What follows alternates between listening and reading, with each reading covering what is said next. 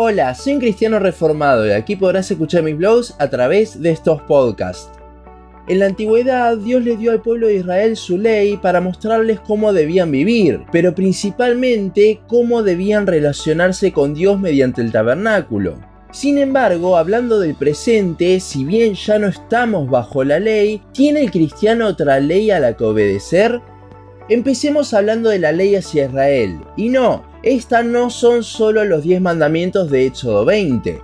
Lo que los judíos llaman ley es el Pentateuco, los primeros 5 libros de la Biblia. Si bien en ellos hay mucha parte histórica, también hay muchas indicaciones hacia el pueblo de Israel.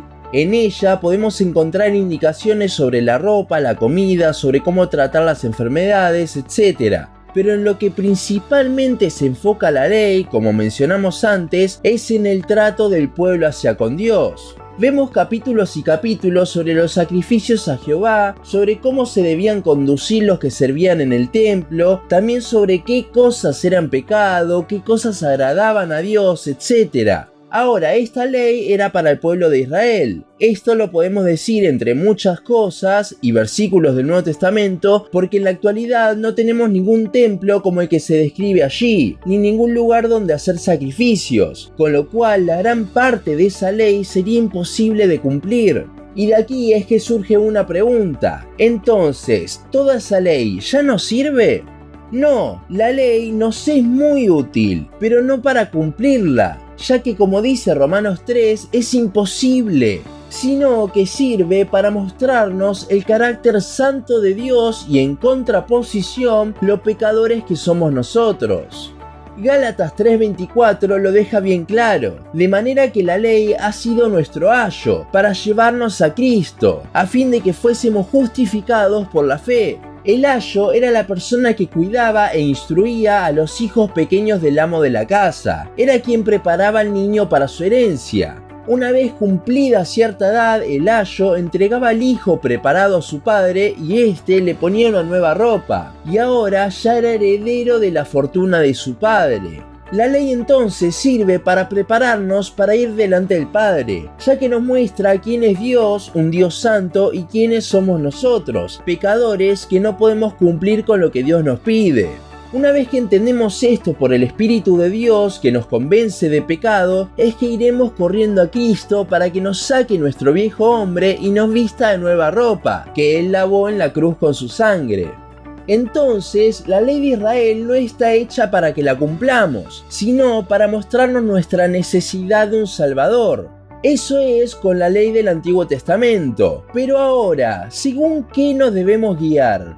Bueno, en el Nuevo Testamento, principalmente en las epístolas de Pablo y los evangelios, vemos muchos verbos indicativos que nos muestran cómo se debe mover un cristiano. Sin embargo, hay un problema en cómo tomamos esos indicativos. Muchas personas lo toman como si esa fuese una nueva ley, todas cosas que debo hacer porque la Biblia lo dice, y aquí es donde yace el problema. Dios no nos liberó del pecado ni de la ley para ahora meternos en otra ley. Todo lo que el Nuevo Testamento nos habla sobre cómo nos debemos vivir no es una nueva ley. Esto no significa que no intentemos vivir de esa forma, ya lo veremos más adelante.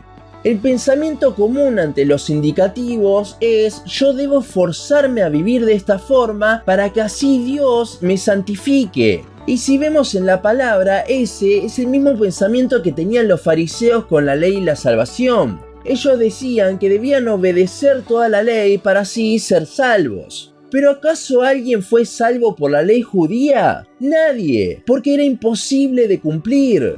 Si bien después de Cristo tenemos al Espíritu Santo que nos ayuda, nadie vive constantemente de la forma que los indicativos del Nuevo Testamento nos dicen que debemos vivir. Pongamos un ejemplo. Efesios 5:25 dice: Maridos, amad a vuestras mujeres, así como Cristo amó a la iglesia y se entregó a sí mismo por ella.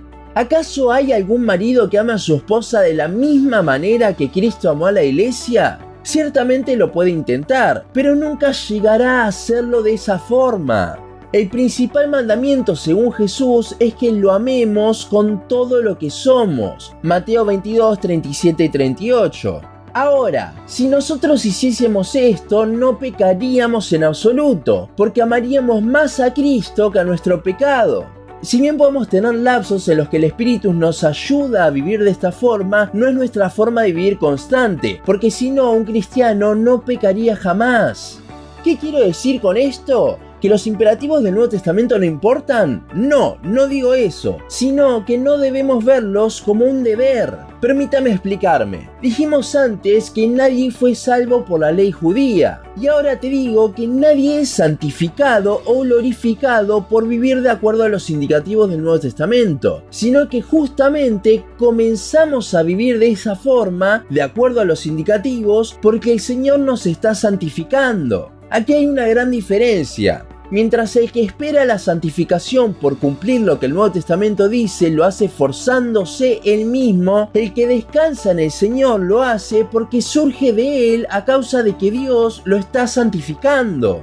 ¿Cómo sabemos esto? Bueno, en nuestra serie sobre Filipenses hablamos sobre cómo la santificación es del Señor en base a los versículos 12 y 13 del capítulo 2. Pero veamos otros versículos. Primera de Juan 5:3 dice: pues este es el amor a Dios, que guardemos sus mandamientos, y sus mandamientos no son gravosos. Según este versículo, ¿de dónde surge que podamos guardar sus mandamientos? De amar a Dios. Es por esto justamente que sus mandamientos no son gravosos, no son una carga, porque no son algo que debamos hacer, no es una ley, sino que es algo que debería surgir de nosotros.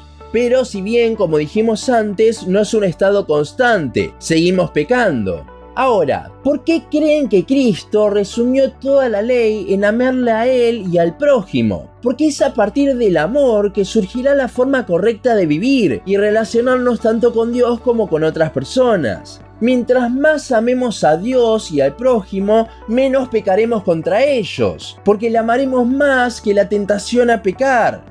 Para crecer en santidad no debo seguir una serie de pasos o cumplir con ciertas cosas, porque eso es simplemente una ley. La santidad no es el resultado de vivir una vida piadosa, sino que vivir una vida piadosa es el resultado de la santidad. Y con esto surge una nueva pregunta: ¿cómo crees con santidad? Bueno, si crees que tú te puedes hacer crecer en santidad, estás equivocado. Juan 17:17 dice: santifícalos en tu verdad, tu palabra es verdad. Observemos que es Dios el que santifica, si no diría santifíquense en su verdad. Dios es el que nos santifica, pero Él utiliza medios para esto, y eso es mediante la palabra de Dios, la Biblia. Pensemos un momento en qué es la Biblia. Es la revelación escrita de Dios, con lo cual mientras más leemos la Biblia, más le conocemos, y entre más le conocemos, más surgirá el amor por Él, porque ¿cómo no amarle? Y es justamente en consecuencia de ese amor que podremos vivir de acuerdo a lo que la palabra nos dice, no porque tengamos que hacerlo, sino porque queremos por amor. No me malentienda, yo no digo que no importa cómo vivamos, ni que no debemos vivir como la Biblia nos llama a hacerlo, sino que hablo de la motivación para vivir de esa forma. Un cristiano debería mostrar una vida piadosa, pero un inconverso también se puede forzar a vivir una vida así, y hay muchos que no notarían una diferencia. Mírenlo a Judas, por ejemplo. Ninguno de los 11 notó que él no era salvo. La diferencia está en el corazón. Mientras el inconverso lo hace en sus propias fuerzas y le es una carga vivir de esa forma, para el cristiano genuino vivir de esa forma no es gravoso, porque surge de lo que él más ama, Cristo. Lastimosamente, hoy vemos muchos cristianos verdaderos viviendo como ese inconverso, y no hablo de vivir en pecado, sino que hablo de vivir bajo una carga enorme tratando de cumplir con todo lo que dice la Biblia en sus propias fuerzas, tratando de vivir una ley para el cristiano. Pero la Biblia no nos llama a eso, sino que nos llama a amar a Cristo por sobre todo. Y es a partir de eso que surgirá de forma natural, para nada forzada, esa forma de vivir. Y si la santificación la produce el Señor, ¿por qué no hace crecer a todos los cristianos de la misma forma? Bueno, porque Dios utiliza medios como su palabra. Y si un cristiano no lee la palabra, no le conocerá más y en consecuencia tampoco le amará más. O mismo si al leer nos concentramos en sacar principios para saber lo que tengo que hacer, en lugar de estar conociendo a Dios, estaremos creando una guía para nosotros, siendo entonces el objetivo de nuestra lectura nosotros mismos en lugar de Dios. Recuerda, la Biblia es la revelación de Dios, no es un manual de instrucciones, porque si así fuese, el centro de la misma seríamos nosotros, no Dios. ¿Quieres crecer en santidad? Lo cual debería ser el deseo de todo cristiano. Entonces, no te cargues con una ley de cosas que debes hacer. Concéntrate en el principal mandamiento según Cristo, amar a Dios. Y esto solo se puede hacer si cada vez le conocemos más.